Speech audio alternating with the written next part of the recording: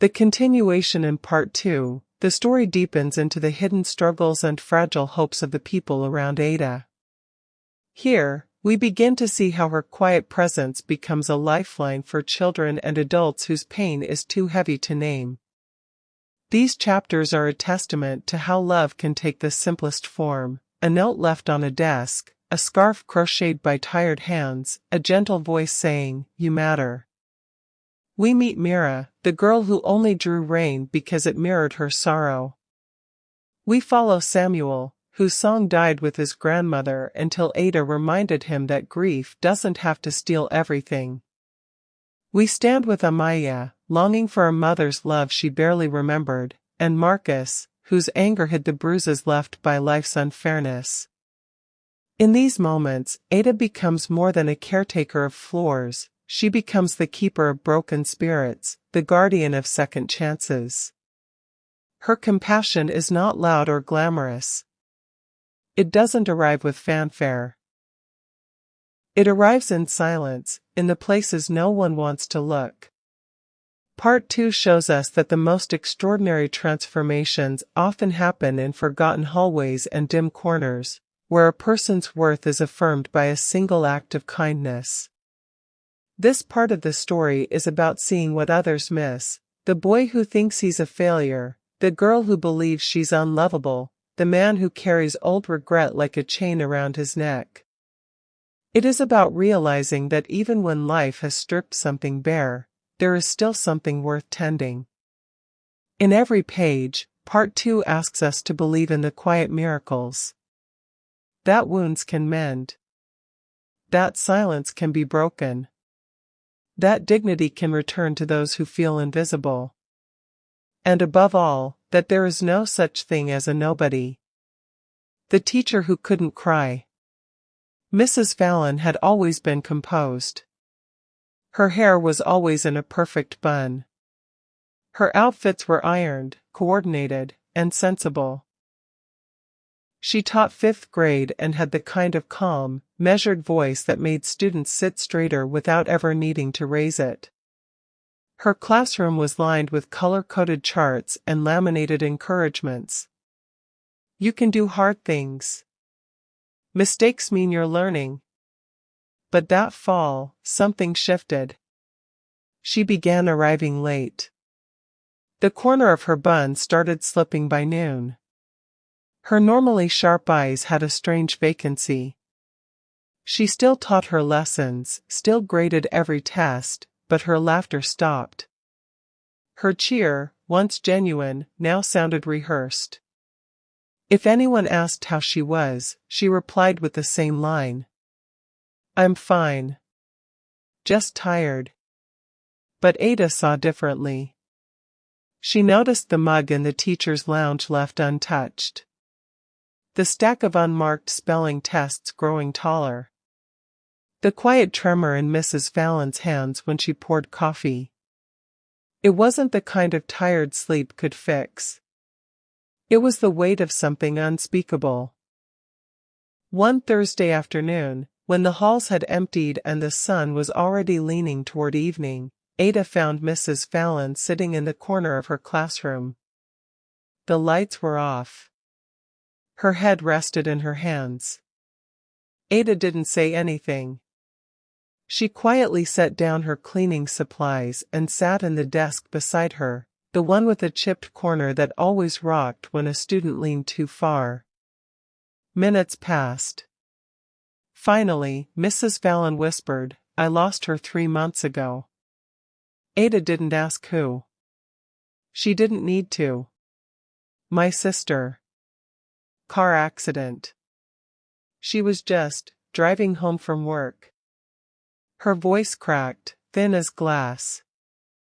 "And I haven't cried. Not once. Isn't that awful?" Ada shook her head. "No. It means your heart is protecting itself the only way it knows how." Mrs. Fallon looked at her, eyes shimmering but dry. "I feel like if I cry, I'll never stop. Like I'll drown." "You won't," Ada said. "Grief feels like a flood, but it passes in waves. Some days, the tide is high. Other days, it pulls back just enough for you to breathe. Mrs. Fallon let out a long breath, something between a sigh and a sob. My sister used to teach, too. She'd leave little notes in her students' desks. Like, "You're braver than you think," or "I saw how kind you were today." She smiled faintly. I used to tease her for it. Ada reached into her apron pocket and pulled out a small folded slip of paper. It was blank. She offered it gently. "Maybe start with one note," she said. "Leave it in a desk. Not for them, for her." The next day, Mrs. Fallon placed a note in the desk of a boy named Leo who struggled with reading. "I noticed you kept trying, even when it was hard. That's what real courage looks like." Leo didn't know who wrote it, but he folded it and kept it in his math book. The day after that, another note. Then another.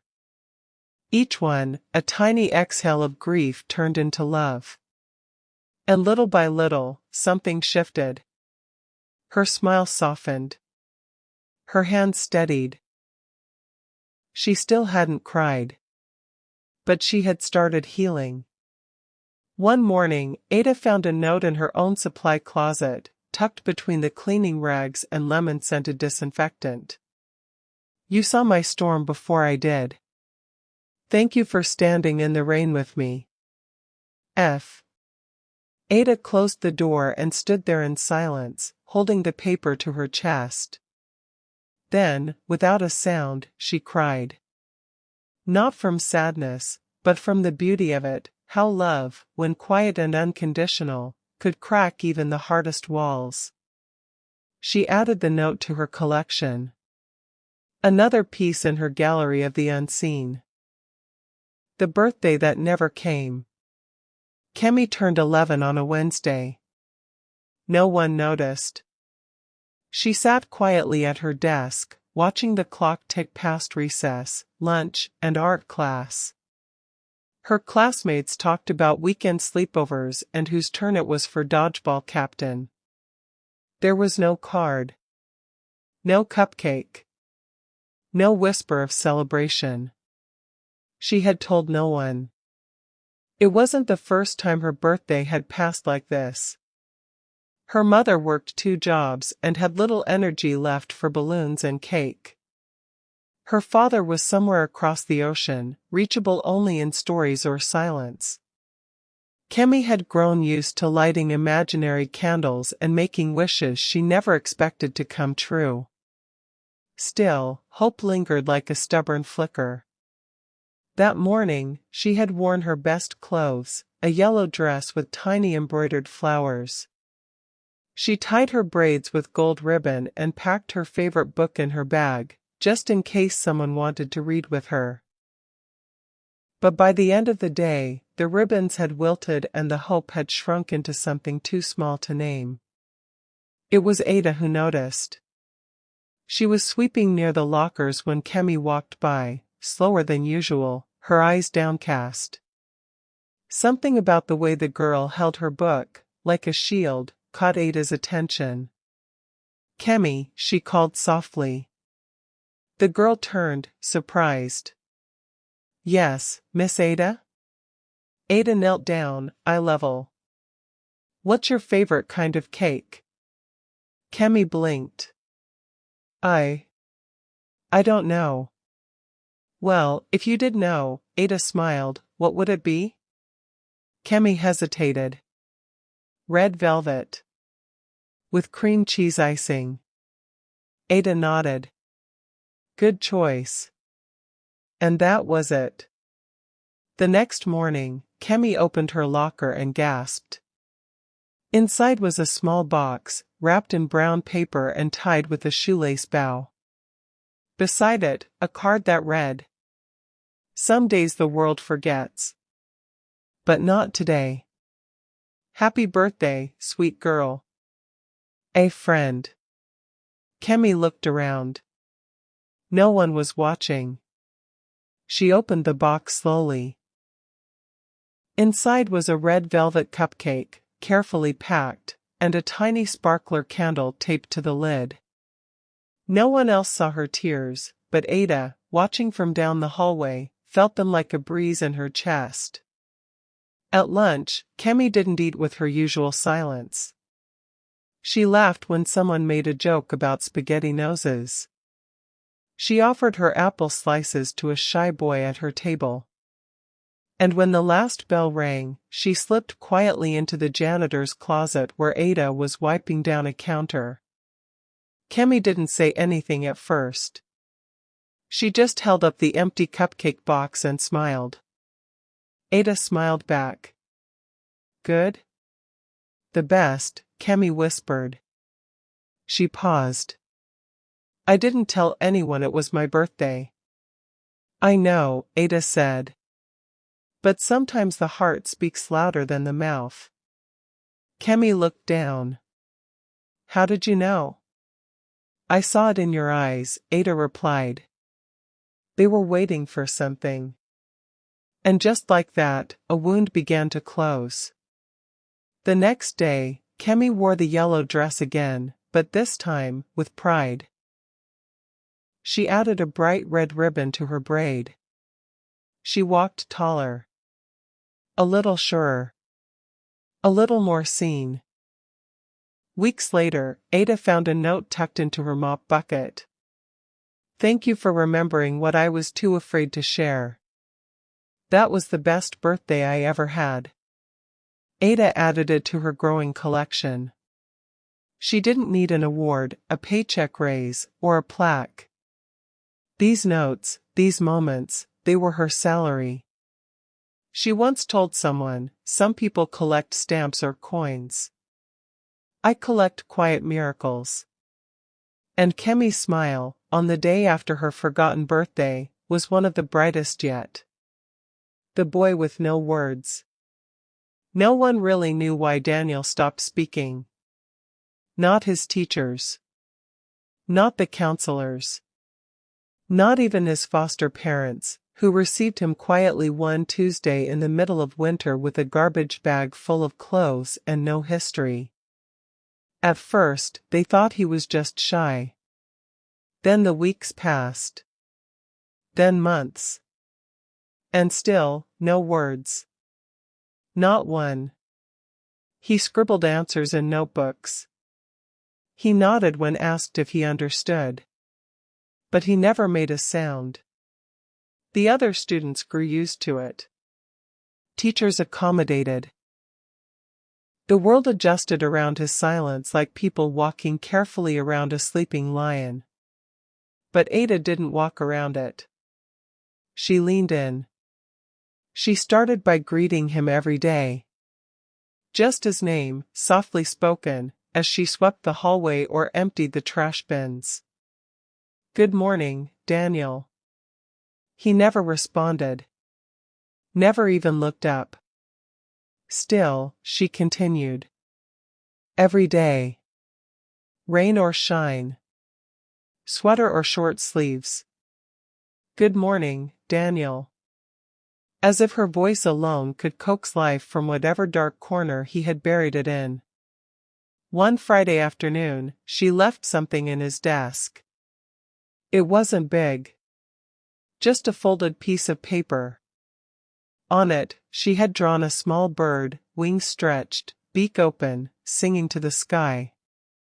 Below it, she'd written, when you're ready, your voice will come back. And I'll be here to hear it. He found it. He read it. He said nothing.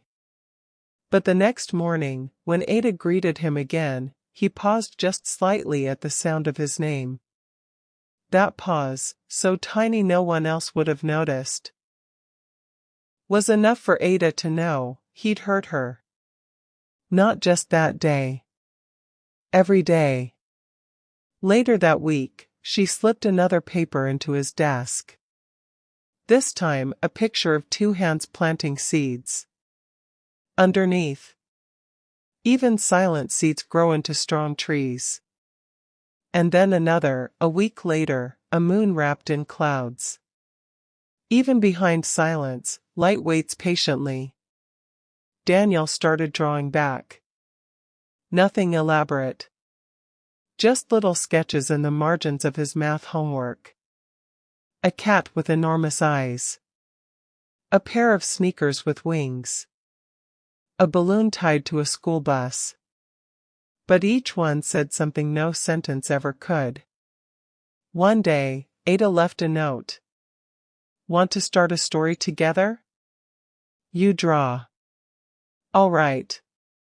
That afternoon, she found a page in her closet, taped to the wall. It was a drawing of a boy standing at the edge of a forest. One hand held a lantern. The other, empty, outstretched, waiting. Ada added her words. He wasn't sure what lay beyond the trees, but he knew he wasn't alone anymore.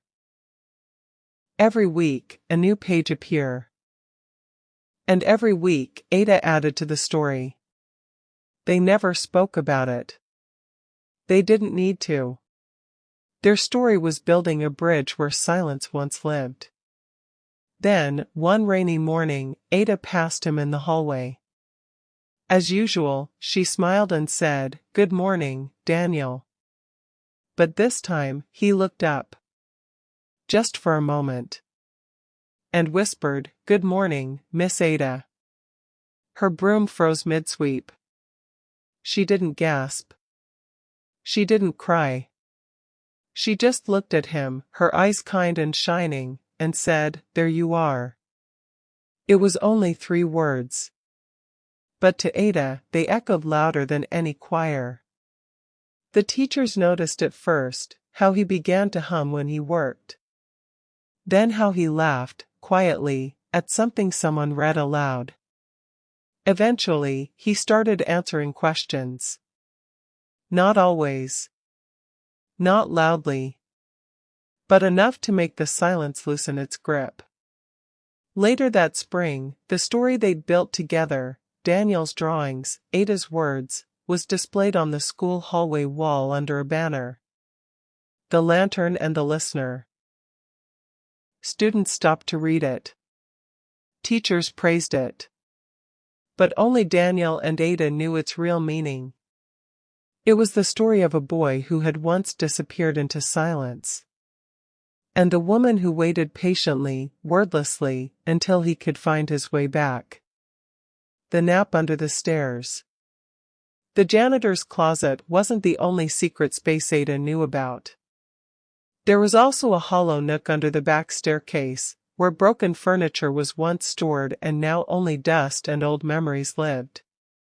It wasn't used by anyone, no reason to, really. But Ada discovered it one day when she followed the sound of soft breathing echoing through the hallway. It was a teacher. Miss Sanchez. Young, bright, recently hired. The kind of woman who wore hopeful lipstick and kept a clipboard like it was armor. Ada had liked her from the start. But this afternoon, she found her curled on a faded beanbag chair under the stairs, fast asleep, one hand still holding a dry erase marker. Ada paused. Miss Sanchez's face, normally radiant and alert, was pale. Her eyes held dark shadows, even in sleep. Her shoulders were hunched, as if she hadn't been able to put down the weight of whatever followed her home at night. Ada didn't wake her. She quietly backed out, gently pulling the stairwell door closed behind her. Later that evening, after the halls had emptied and the last bus wheezed into the horizon, Ada returned to the space. She cleaned it. She swept the dust. Wiped the baseboards. Dragged in a soft mat and placed a folded blanket nearby. She even set a small battery lantern on an overturned crate and added a tea tin with a single bag inside, chamomile.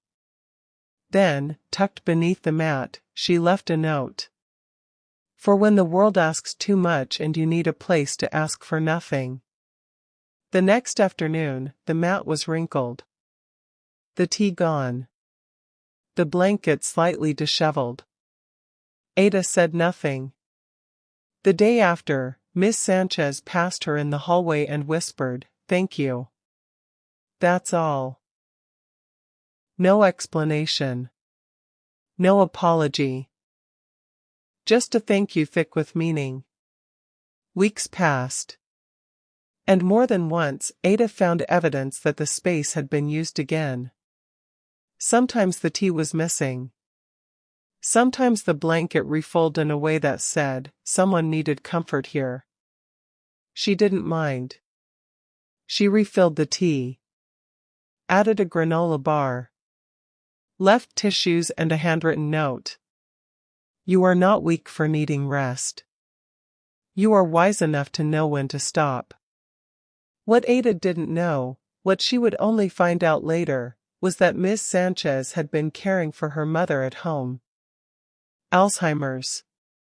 Night wandering. Forgotten names. The kind of care that eats away at your bones, even when you keep smiling in front of 30 restless children.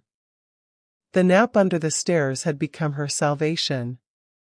I didn't have the strength to go home some days, she told Ada one spring evening. But those 20 minutes, they gave me just enough breath to keep going. Ada smiled, her hands folded on her mop. We all need a quiet place to fall apart. That corner under the stairs became known, quietly, gently, as the room of return. Not officially. But among teachers and staff who felt overwhelmed, broken, burned out, it was a place to breathe. To weep. To rest. To remember they were human. And Ada was its keeper. She restocked the tea without being asked. Left new quotes on the crate, like, "You cannot pour from an empty cup. Your weariness is proof of your effort, not your failure. The world still needs your light, but it can wait while you recharge." She never used the space for herself. Not because she didn't need it, but because she'd found her own refuge in giving it. One day, Miss Sanchez left a card in Ada's cleaning cart. Inside was a drawing, a stairwell glowing like a lighthouse, with a woman holding a broom standing at the bottom. Beneath it, "You gave me a place to come undone, and in doing so, you held me together." Ada placed it gently beside her growing collection of love notes and forgotten triumphs. She smiled to herself. To the world, she was still just the janitor. But to those who tasted her kindness, she was a miracle in sneakers and calloused hands. Thanks for watching.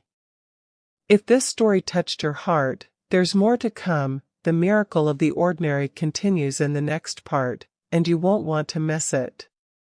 Herb Sparkles. If you'd love to read the full journey, you can grab your copy of the book on Amazon.com and experience every chapter, every tear, every quiet miracle that lives between the pages. To all our dear subscribers, both new and old, thank you from the bottom of our hearts. Your support means more than words can say. You make it possible to keep sharing stories that heal, inspire, and remind us what truly matters. And always remember, you don't have to be famous to be unforgettable. Sometimes the greatest light comes from the most unexpected places. Moral teachings from the miracle of the ordinary. 1. Kindness in small acts creates big impact. Even the simplest acts, listening, a smile, a note, can transform a life. Never underestimate the power of ordinary kindness. 2. Presence is the greatest gift. Sometimes, just showing up and being there without judgment or expectation is enough to heal wounds invisible to others. 3. Everyone deserves to be seen and believed in. No matter how broken, angry, or silent someone may be, they carry worth and potential waiting to be recognized. 4. Healing takes time, patience, and compassion. Scars don't disappear overnight, and forgiveness is a journey. True care respects this process. 5. Strength is not always loud. The quiet courage to keep going, to offer love without fanfare, is one of the greatest forms of strength. 6. Our stories are connected through empathy. Understanding another's pain helps build bridges where walls once stood, creating community and belonging. 7. Ordinary people can be miracles. You don't need fame, fortune, or power to make a difference. Miracles often come through everyday heroes who simply refuse to give up on others. 8. Love leaves lasting imprints. Even when love seems lost or absent, it can linger in memories, actions, and the bonds that quietly form around us. 9. Embracing imperfections is part of growth. Mistakes, stains, and struggles do not define us. Our willingness to rise and learn from them does. 10. Hope is the seed for change. Believing in someone, even when they don't believe in themselves, is the first step toward transformation.